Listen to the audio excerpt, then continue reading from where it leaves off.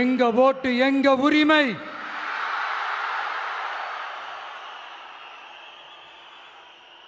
எங்களை யாரும் விலைக்கு வாங்க முடியாது.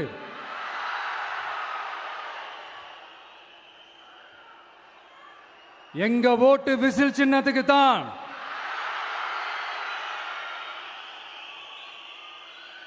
யாரையும் நம்பி ஏமாற மாட்டோம். எங்க வார்த்தையிலிருந்து மாற மாட்டோம். இது நிஜம். தேங்க்யூ.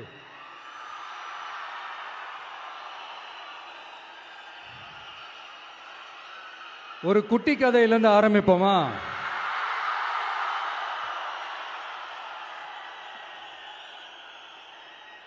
ஒரு பெரிய ஊரு, ஒரு 4 ரோடு ஜாயிண்ட் ஆகிற மாதிரி ஒரு ஜங்ஷன்,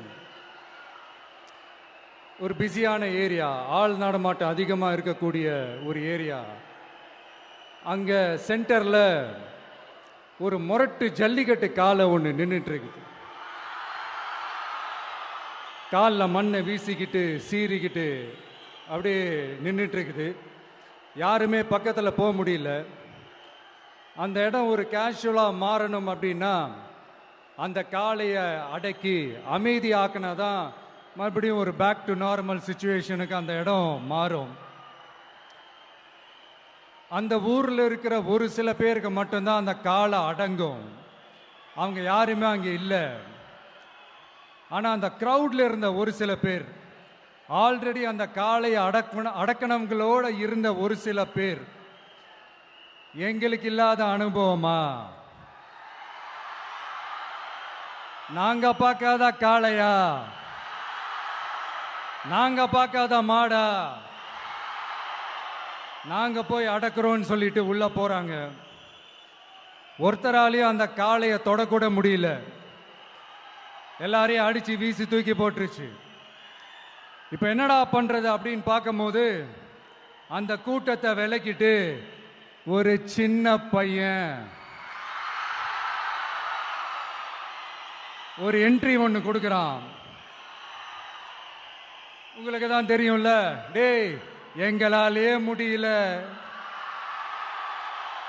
நீ எல்லாம் என்னத்தை போய் கிழிக்க போற? எங்களுக்கு அவ்வளோ அனுபவம் இருக்குது, நாங்களே அடிபட்டு ஓரமா படுத்து கிடக்கிறோம். இவன் விளையாட்டுத்தனமா ஏதோ பண்ணிட்டு கிடக்கிறான், பாவம் அந்த காலை கிட்ட போய் அடிபட்டு சாவ போறான். பச்சா பையன், அந்த பையன், இந்த பையன், அண்டர் எஸ்டிமேட் பண்றது, ஏளனமா பேசுறது, இப்படி ஒரு பக்கம். இன்னொரு பக்கம் பரிதாபப்பட்டு, ஐயோ பாவமே, இப்படி தனியா போய் மாட்டிக்கிட்டானே அந்த காலை கிட்ட, என்ன பண்ண போறானோ அப்படின்ட்டு ஒரு பக்கம் பரிதாபப்பட்டு பேசுறாங்க. அந்த சின்ன பையன் எதுவுமே காதலையே போட்டுக்காம 2 பாக்கெட்லையும் கையை விட்டுக்கிட்டு ஸ்டைலா கெத்தா தில்லா அப்படியே உள்ள போறான். ஒரு ஸ்டெப் எடுத்து வைக்கிறான், அந்த காலை அப்படியே சீறிக்கிட்டே நின்றுட்டு இருக்குது. இன்னொரு ஸ்டெப் எடுத்து வைக்கிறான், காலை அப்படியே சீறிக்கிட்டே முன்னாடி வருது. மக்கள் எல்லாரும் பதட்டத்தோட அப்படியே பார்த்துட்டு இருக்கிறாங்க. இன்னொரு ஸ்டெப் எடுத்து வைக்கிறான், காலை அப்படியே முட்டை வரும்போது பாக்கெட்டுக்குள்ள மறைச்சு வச்சிருந்த 2 புல்லுக்கட்டு அதை அந்த காலை கிட்ட காட்டுறான். காலை அப்படியே சடனா வந்து நின்று அது மூடெல்லாம் மாறி அந்த புல்லுக்கட்டை சாப்பிட ஆரம்பிச்சிருச்சு. அந்த சின்ன பையனும் அந்த காளையை அப்படியே தடவிக்கிட்டே வரான். காளையும் பக்கத்தில் ஒரு குழந்தை மாதிரி நடந்து வந்துக்கிட்டு வருது. பக்கத்தில் இருந்த ஒரு வயல்வெளியில் அந்த காளையை மேய விட்டுட்டு வரான். மக்கள் எல்லாரும் அந்த பையனை ஆச்சரியமாக பார்க்குறாங்க. அந்த அடிபட்டு கிடந்த அந்த அனுபவசாலிங்க தலையை தொங்க போட்டு நின்றுட்டு இருக்கிறாங்க. ஏன்னா பேசின பேச்சு அப்படி. வாய் இருக்குன்றதுக்காக நக்கலுமா நையாண்டியுமா நச நச நச நசன் ஒரே பேச்சு. என்ன பண்றது, தலையை குனிஞ்சு அப்படியே நின்றுட்டு இருக்கிறாங்க. அங்க ஒரு பெரியவர் வர்றார். வந்து அந்த பையன்கிட்ட கேட்கிறாரு, எப்படிப்பா இப்படி ஒரு முரட்டு காலை சீறிட்டு நின்றுட்டு இருந்தது, எப்படி அந்த காளையை அடக்கின அப்படின்னு கேட்டதுக்கு அந்த பையன் சொல்றான், ஐயா எனக்கு அந்த காளையை பார்த்தா கோபமா இருந்த மாதிரிலாம் எனக்கு தெரியல, அந்த காலை பசியோடு இருந்த மாதிரி இருந்தது. அதனால தான் அந்த புல்லுக்கட்டை காமிச்சவனை ஓகே நமக்கு தேவையானது கிடைச்சிருச்சு அப்படின்னோடனே அந்த புல்லுக்கட்டை சாப்பிட்டுட்டு நம்மளோட அப்படியே ஜாலியாக வாக்கிங் வந்துருச்சு அப்படின்னு சொன்னான். இதை கேட்ட அந்த பெரியவர் சொன்னாராம், இந்த சின்னவங்க பெரியவங்க அனுபவம் இருக்கிறவங்க அனுபவம் இல்லாதவங்க இதெல்லாம் விஷயமே கிடையாது. யாரா இருந்தாலும் அந்த சூழலுக்கு ஏற்ற மாதிரி அந்த சிச்சுவேஷனுக்கு தகுந்த மாதிரி என்ன பண்ணி அந்த ப்ராப்ளமை சால்வ் பண்றான், ஏது பண்ணி அந்த ப்ராப்ளமை சால்வ் பண்றான், அதுதான் விஷயமே, அதுதான் மேட்ரு. ஸோ நீ சூப்பர்ப்பா, என்ன ப்ராப்ளம் வந்தாலும் நீ சால்வ் பண்ணிடுவ அப்படின்னு முதுகில் தட்டி கொடுத்துட்டு அந்த பெரியவர் போறார். இப்போ அந்த கதையில் அந்த முரட்டு ஜல்லிக்கட்டு காலை தான் நம்ம தமிழ்நாட்டு அரசியல் களம். அந்த பெரியவர் தான் நம்ம தமிழக மக்கள். அந்த பாக்கெட்டுக்குள்ள ஸ்டைலா தில்லா கெத்தா ஒருத்தன் உள்ள வந்தான் பாருங்க, அவன்தான்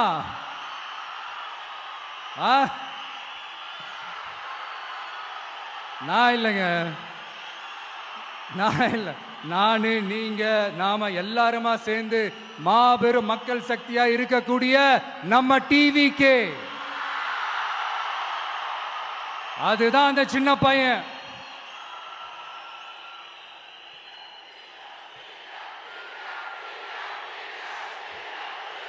தேங்க்யூ தேங்க்யூ தேங்க்யூ.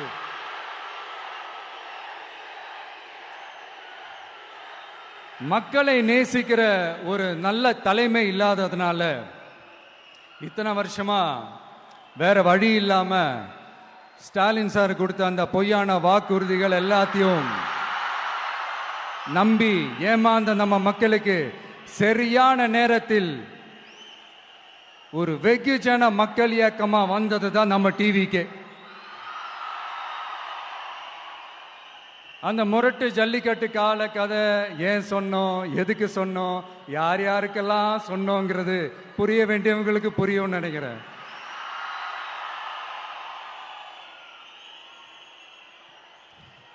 இப்போ நாம ஒவ்வொரு வீட்டில் உயிரா உணர்வா இருக்கிறோம்.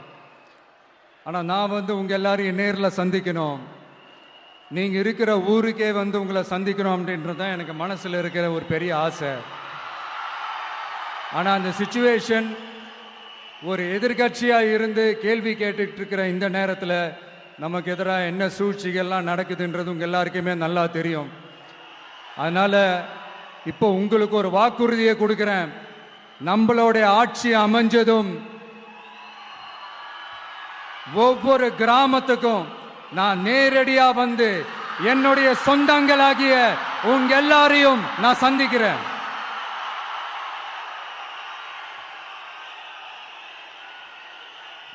கொஞ்ச நாளைக்கு முன்னாடி நம்ம ஸ்டாலின் சார் ஒரு உருட்டு ஒன்று உருட்டினாரு, நீங்க கேள்விப்பட்டிருப்பீங்க. இப்ப வரப்போற எலெக்ஷன் எதுக்கான எலெக்ஷன்? நம்ம சட்டமன்ற தமிழ்நாடு சட்டசபைக்கான ஒரு தேர்தல் இல்லையா? இதே தமிழ்நாட்டுக்கும் டெல்லிக்குமான ஒரு எலெக்ஷன் அப்படின்னு சொல்றாங்க.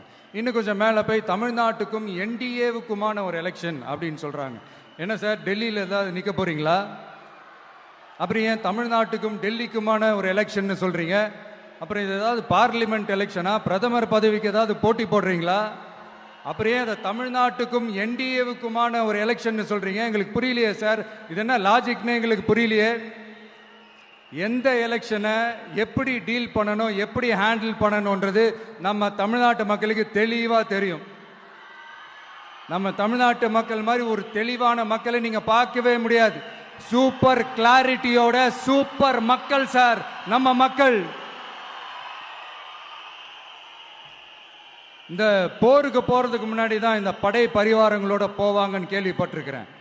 ஆனா நீங்க என்னடானா இந்த ஒன்னுத்துக்கும் உதவாத இந்த பால் டப்பாவை உருட்டிக்கிட்டு இருக்கீங்களே சார். உண்மையிலே இந்த எலெக்ஷன் எதுக்கான எலெக்ஷன் சொல்லட்டுமா? தமிழ்நாட்டு மக்களுக்கும் ஊழலுக்கும் நடக்கிற போர், தமிழ்நாட்டு மக்களுக்கும் லஞ்சத்துக்கும் நடக்கிற போர், தமிழ்நாட்டு மக்களுக்கும் இந்த நிர்வாகத்தை சரியா செய்யாத இந்த திமுக அரசுக்கும் நடக்கிற போர், அதாவது தமிழ்நாட்டு மக்களுக்கும் உங்க ஆட்சிக்கும் நடக்கிற போர், தமிழ்நாட்டு மக்களுக்கும் ஸ்டாலின் சாருக்கும் நடக்கிற போர். இன்னும் சுருக்கமா சொல்லணும்னா,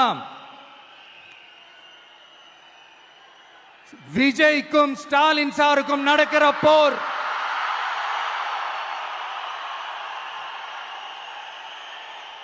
இதுக்கு நடுவுல இந்த என்டிஏ டெல்லி இதெல்லாம் என்ன லாஜிக்னே புரிய மாட்டேங்குது சார். தமிழ்நாடு தான் விஜய், இந்த விஜய் தான் தமிழ்நாடு. தூய சக்தி டிவிகேவுக்கும் தீய சக்தி டிஎம்கேவுக்கும் தான் இந்த போர். இப்படி உக்கிரமா இருக்கிற இந்த போர்ல மறுபடியும் ஒன்னுத்துக்கும் உதவாத இந்த பால் டப்பாவை உருட்டிக்கிட்டு இன்னொரு காமெடி வேற. அது என்னடானா, அவரோட ஆட்சியில தான் தமிழ்நாடு சூப்பர் ஸ்டார் மாநிலமா இருக்குதான். கரெக்ட், தமிழ்நாடு சூப்பர் ஸ்டார் மாநிலம் தான். காமராஜர் அவர்கள் டைம்ல, அண்ணா அவர்கள் டைம்ல, எம்ஜிஆர் அவர்களோட ஆட்சியில. இன்னைக்கு ஒன்னுத்துக்கும் உதவாத இந்த உல்டா மாடல் ஆட்சியில தமிழ்நாடு சூப்பர் ஸ்டார் மாநிலமாலாம் ஒண்ணு இல்ல, சூப்பர் ஸ்டாண்ட் அப் காமெடிக்காரர் நடத்துற மாநிலமா மாறிடுச்சு. மக்களே, உங்களுக்காக மட்டுமே தான் வர தடைகள், சதிகள், சூழ்ச்சிகள் எல்லாத்தையும் தாண்டி இந்த 2026 இந்த தேர்தலில் டிவிக்கு தில்லா நிற்கும்.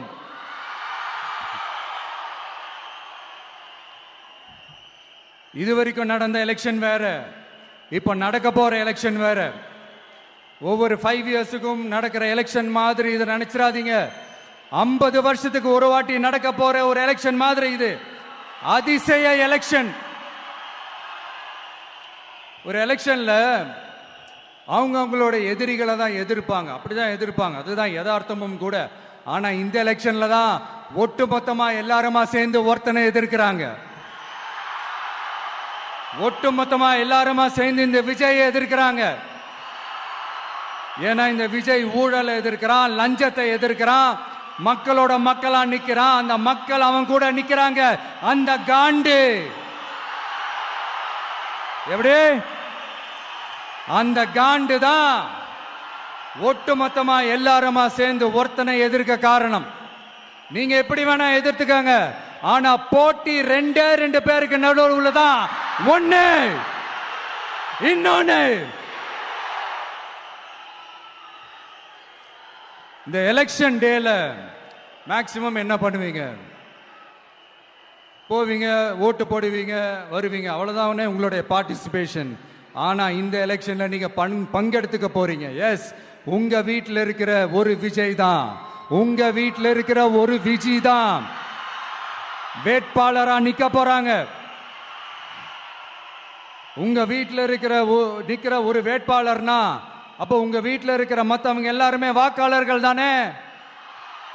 உங்க அம்மா, உங்க அப்பா, உங்க அண்ணன், உங்க தம்பி, உங்க சொந்தம் டிவிக்கே வேட்பாளர் அப்படின்னா அப்போ உங்க ஓட்டு விசில் சின்னத்துக்கு தான் எல்லாருக்குமே தெரியும்.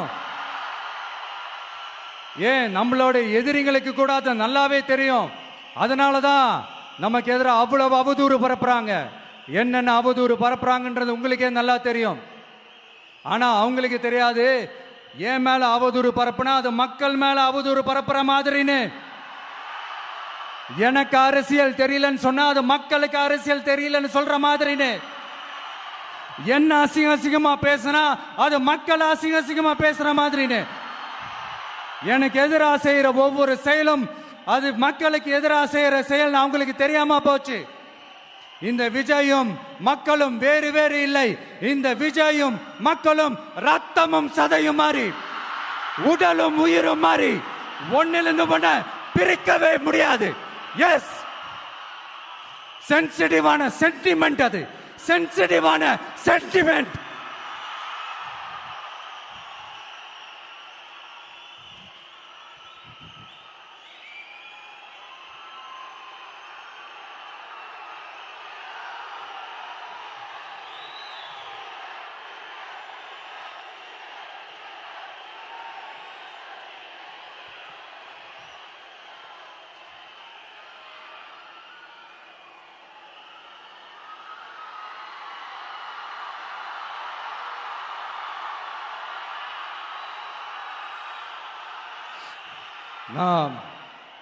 சாரி, இதை யாரும் அசைக்க முடியாது. மக்களை நேசிக்கிற விஜய் வேணுமா, மக்கள் விரோத ஆட்சி நடத்துற ஸ்டாலின் சார் வேணுமா? இந்த விஜய் நம்புறீங்களா, ஸ்டாலின் சார் நம்புறீங்களா? proof, this is the proof.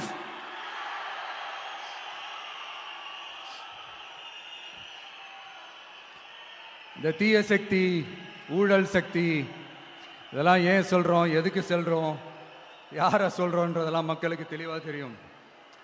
அதே மாதிரி டிவிகேவுக்கு போட்டி டிஎம்கே தான்றதும் மக்களுக்கு தெளிவா தெரியும். அப்படி இருக்கும்போது நாம ஏதாவது பேசினா வாண்டடா சில பேர் வந்து வண்டியில ஏறி உட்காந்துக்கிறாங்க. ஆமா, வாண்டடா சில பேர் வண்டியில ஏறி உட்காந்துக்கிட்டு குரல் கொடுக்கறாங்க. சீரியஸா ஒரு போட்டி நடந்துகிட்டு இருக்கும் போது இங்க காமெடிக்கெல்லாம் இடம் இல்லை பாஸ். இதெல்லாம் மக்களுக்கு தெளிவா தெரியும். இந்த நேரத்தில் ஒரு சீரியஸ் கேள்வியை இன்னைக்கு இருக்கிற மிகப்பெரிய அரசியல்வாதிங்க கிட்ட கேட்கணும்னு நான் நினைக்கிறேன். நீங்க அரசியலுக்கு வர்றதுக்கு முன்னாடி உங்ககிட்ட இருந்த சொத்து எவ்வளோ? அரசியலுக்கு வந்ததுக்கு அப்புறம் இன்னைக்கு உங்ககிட்ட இருக்கிற சொத்து எவ்வளோ? அதை ஓப்பனா டிக்ளேர் பண்ண முடியுமா? அப்படி வந்த காசெல்லாம் என்னென்ன தொழில் செஞ்சு வந்துச்சு, என்ன வேலை செஞ்சு வந்துச்சு, உண்மையிலே நீங்க உழைச்சி சம்பாதிச்ச காசா, இல்ல ஆட்சி அதிகாரத்துக்கு வந்ததுக்கு அப்புறம் ஆட்டைய போட்ட காசா? இதெல்லாம் ஓபனா டிக்ளேர் பண்ண முடியுமா? இதெல்லாம் நம்ம கேட்டா எல்லா ஊழல்வாதிகளும் ஒன்னா சேர்ந்து நம்ம மேல சேத்தவாரி வீசுவாங்க. அதை பத்தியெல்லாம் நமக்கு கவலை இல்லை. ஏன்னா நாம யாருன்னு மக்களுக்கு நல்லாவே தெரியும். எனக்கு ஒரு புது ஃப்ரெண்ட், புது நண்பர் ஒருத்தர் கிடைச்சிருக்கார். யார் தெரியுமா? தெரியாதா? முதல்வர் அவர்கள் தான்.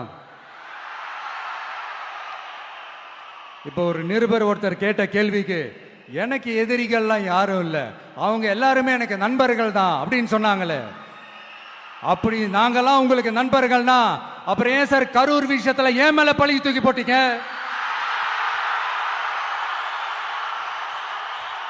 உங்களுக்கு மனசாட்சின்னு ஒண்ணு இருந்தா அப்படி பேசிருப்பீங்களா?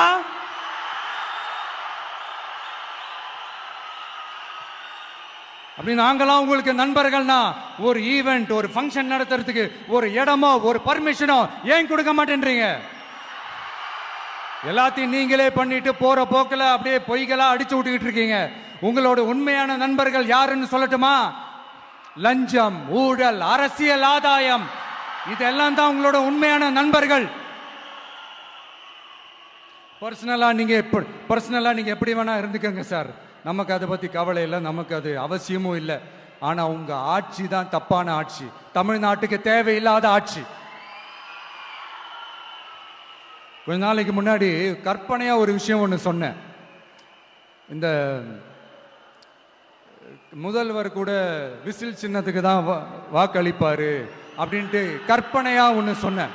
ஆனா இன்னைக்கு நிஜமாவே நமக்கு ஆதரவா ஒரு கோஷத்தை எழுப்பியிருக்கிறாங்க. அது என்ன தெரியுமா? எங்க வாக்கு சாவடி வெற்றி வாக்கு சாவடியா. அதுக்கு அர்த்தம் என்ன தெரியுமா? எங்க வாக்கு சாவடி விஜய் வாக்கு சாவடின்னு அர்த்தம்.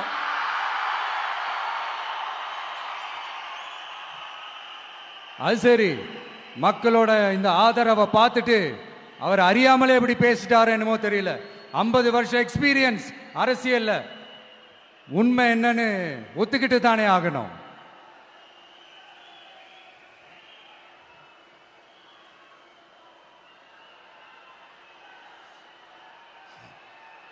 ஜனநாயகம்ங்கிறது பெரும்பான்மை ஆட்சி அதிகாரம் சார்ந்தது மட்டும் இல்லை, சிறுபான்மை மக்களின் உரிமைகள் உணர்வுகளும் புனிதம்னு நினைச்சு அதையெல்லாம் காப்பதற்கு பெயர் தான் ஜனநாயகம்னு 1963 அறிஞர் அண்ணா பார்லிமெண்ட்ல பேசினதை நாம இங்க சொல்றது ரொம்ப பொருத்தமா இருக்கும். அறிஞர் அண்ணா சொன்னது தான் டிவிகேவோட நிலைப்பாடும். இந்த ஸ்டாண்ட்ல நாம 100% உறுதியா இருப்போம். யாருக்காகவும் எதுக்காகவும் இதுல சமரசமே கிடையாது. மதச்சார்பற்ற சமூக நீதி தன்மை தான் நம்ம அடிப்படை கொள்கைகள் ஒன்று, அதில் எந்த மாற்றமும் எப்பவும் கிடையாது. ஆனா இதெல்லாம் மறந்துட்டு எப்படியாவது எதையாவது செஞ்சு ஓட்டு வாங்குறதுக்காகவே இங்க சில பேர் இருக்கிறாங்க. அவங்கள மாதிரி நமக்கு அப்படி சில பிரச்சனைகள்ல எரியற நெருப்புல எண்ணெய ஊத்துற எண்ணமே இல்ல.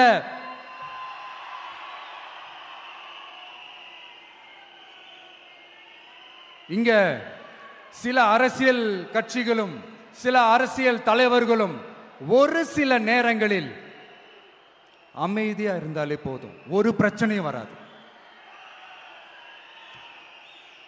இப்போ கரண்ட்ல இருக்கிற சில பிரச்சனைக்கு வருவோம். இந்த கரண்ட் பிரச்சனைக்கு வருவோம். மாசம் மாசம் கரண்ட் பில் கட்டுற மாதிரி மாத்துவோம்னு சொன்னீங்களே, செஞ்சீங்களா? நிறைய வீடுகள்ல 100 யூனிட் தான் அந்த கரண்ட் செலவாகுது ஒரு மாசத்துக்கு. மாசம் மாசம் நீங்க அந்த பில்லு கொடுத்தீங்கன்னா அவங்களுக்கு அது ஃப்ரீ ஆயிடும். அவங்க அந்த காசு கட்ட தேவையே இல்லை. ஆனா 2 மாசத்துக்கு ஒரு வாட்டி அந்த பில்லு கொடுத்தீங்கன்னா, இப்ப சப்போஸ் அது 200 யூனிட்டுக்கு மேல போச்சுன்னா அது அவங்களுக்கு ஒரு மிகப்பெரிய சுமை தானே. இது எந்த கணக்கில் எடுத்துக்கிறது? ஒரு மாதிரி ஒரு மாடர்ன் கரப்ஷன் அப்படின்னு எடுத்துக்கலாமா? அடுத்து பஸ் வசதி.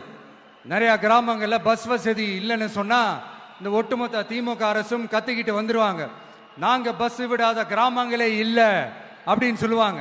அப்படியே அது உண்மை அப்படின்னா முதல்வர் அவர்கள் கிட்ட நம்ம தங்கச்சி ஒருத்தவங்க ஒரு கேள்வி கேட்டாங்களே, எங்க ஊருக்கு ஒரு மினி பஸ் ஆவது விடுங்க சார் அப்படின்னு கேட்டாங்களே, அது எந்த கணக்கில் எடுத்துக்கிறது? நிறைய மலை கிராமங்கள்ல பஸ் வசதி இல்ல, நிறைய மலை கிராமங்கள்ல ஹாஸ்பிட்டல் வசதி இல்ல. இது ரெண்டுமே எவ்வளவு முக்கியமான ஒரு விஷயங்கள். பஸ் வசதியும் ஹாஸ்பிட்டல் வசதியும் இல்லாததுனால வீட்டிலேயே பிரசவம் பார்க்கிற அந்த ஆபத்து இருக்குதுன்னு எவ்வளவு நியூஸ் பார்க்கிறோம். இதெல்லாம் எந்த கணக்கில் சேர்த்துக்கிறது? அடுத்து இது எல்லா மீட்டிங்லயும் பேசுறதுதான், பெண்களுக்கு பாதுகாப்பு நம்பர் 1 இருக்குது தமிழ்நாட்டில் அப்படின்னு சொல்றாங்க. அப்புறம் அது என்ன, வி சேஃப் மாடலா? பெண்கள் என்ன சொல்றாங்க தெரியுமா? அது வி சேஃப் மாடல் இல்ல, வி ஆர் நாட் சேஃப் மாடல்னு சொல்றாங்க. இப்படி இருக்கிறப்போ தமிழ்நாட்டில் எங்க போனாலும் பெண்களுக்கு பாதுகாப்பு அப்படியே கொட்டி கிடக்குதான். இப்படி சொன்னா எப்படி சார்? கேட்கிறவங்க என்ன கேசரி சாப்பிடுறாங்கன்னு நினைச்சீங்களா?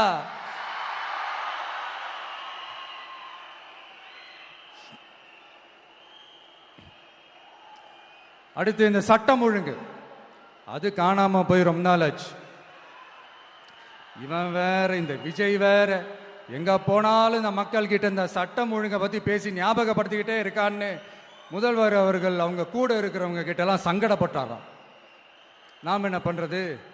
நாம தான் தமிழ்நாட்டோட விசில் ப்ளோயர் ஆச்சே. நாம எப்படி சைலண்டா இருக்க முடியும்? நாமளும் கேள்வியா கேட்கிறோம், ஆனா பதிலெல்லாம் வந்த மாதிரியே தெரியல. இருந்தா தானே வர்றதுக்கு, வச்சுக்கிட்டா வஞ்சனை பண்றாரு. 5 வருஷமா பதிலே சொல்லாம அப்படியே கடந்து வந்துட்டாரு. ஆனா இனிமே அப்பெல்லாம் இருக்க முடியாது, பதில் சொல்லி ஆகணும். மக்களே, இந்த தீய சக்தி, இந்த அட்ராசிட்டிய ஒரு எண்டு கார்டு போடணும் அப்படின்னா அவங்கள சுவிட்ச் ஆஃப் பண்றது தான் ஒரே சொல்யூஷன். அதுக்கான ரிமோட் தான் வரப்போற எலெக்ஷன். அந்த ரிமோட்ல நீங்க அழுத்த வேண்டியது ஒரே ஒரு ஆப்ஷன், அதுதான் நம்ம விசில் சின்னத்தோட பட்டன். இத 4 விஷயத்தை நீங்க செஞ்சாலே போதும். ஒவ்வொரு இவிஎம் மெஷின்லயும் விசில் சின்னத்துக்கு நேரா இருக்கிற அந்த பட்டனை பச்சக்கு பச்சக்கு பச்சக்குன்னு ஒரு அழுத்துங்க. எப்படி? அவ்வளவுதான்.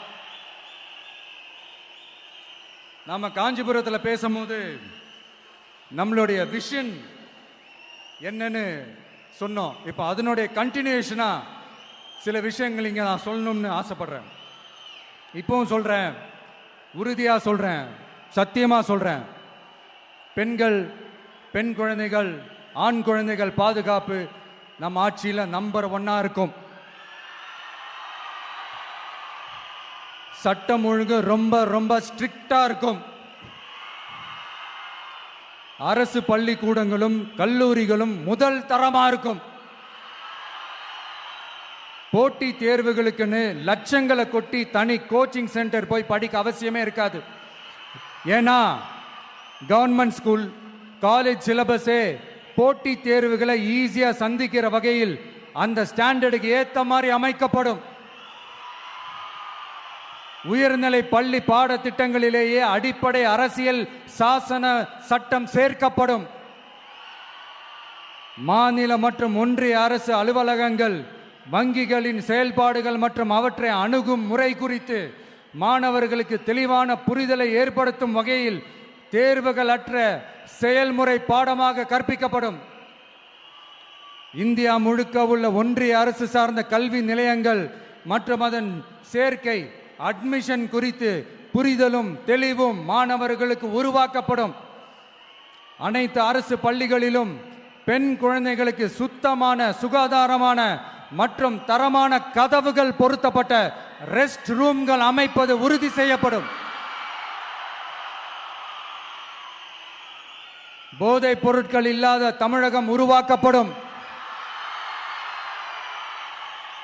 மாவட்ட கலெக்டர்கள் மற்றும் எஸ்பிக்களில் சரி பாதி பெண்களாக இருக்கும்படி செய்வோம். மலை கிராமங்களில் அரசு ஆரம்ப சுகாதார நிலையங்கள் பிரசவம் பார்க்கும் வசதியுடன் அமைக்கப்படும். பஸ் போக்குவரத்து இல்லாத கிராமங்கள் மற்றும் மலை கிராமங்களே இல்லை என்ற நிலை உருவாக்கப்படும். ஏற்கனவே அமைப்பு சாரா தொழிலாளர்கள் அமைப்பு இருந்தாலும் ஆட்டோ, டாக்ஸி மற்றும் லாரி டிரைவர்களுக்கென அவர்களின் நலன்களுக்காகவும் குடும்ப நலன்களுக்காகவும் தனியாக நல வாரியம் அமைக்கப்படும். தென் தமிழகம் உட்பட தமிழகத்தின் தேவையான பகுதிகளில் தொழிற்சாலைகள் அமைக்கவும் தொழில் வளம் பெருக்கவும் தனி கவனம் செலுத்தப்படும். விவசாயிகள், மீனவர்கள் மற்றும் நெசவாளர்களின் கருத்துக்களை அறிந்து அவர்களுக்கான திட்டங்கள் காலத்தின் தேவைக்கேற்ப உருவாக்கப்படும். இப்போ நம்ம ஸ்டாலின் சார் அறிவாலயம் பக்கத்தில் யாரு நடந்து போனாலும், அறிவாலயம் பக்கத்தில் யாரு நிழலுக்கு ஒதுங்கினாலும் கூட்டணியில சேர்த்துக்கிறார். அந்த கொள்ளையடிச்சிருக்கிற வச்சிருக்கிற பணத்தில் ஒரு பங்கு ஒன்று கொடுத்து இந்த அதுக்கு பேர் கல்லாப்பெட்டி கூட்டணின்னு வச்சிருக்கிறேன். அந்த கல்லாப்பெட்டி கூட்டணியை ரொம்ப கஷ்டப்பட்டு சேர்த்திருக்கிறார். ஆனால் அவருக்கு நான் சொல்றேன், இந்த அறத பழைய கூட்டணி கணக்குகளோ இந்த கொள்ளையடிச்ச பணத்தையே வச்சு எங்க மக்களை ஏமாத்தி எல்லாம் ஜெயிக்க முடியாது. ஏன்னா இது மாபெரும் மக்கள் சக்தியான வித்தியாசமான விசில் புரட்சி எலெக்ஷன்.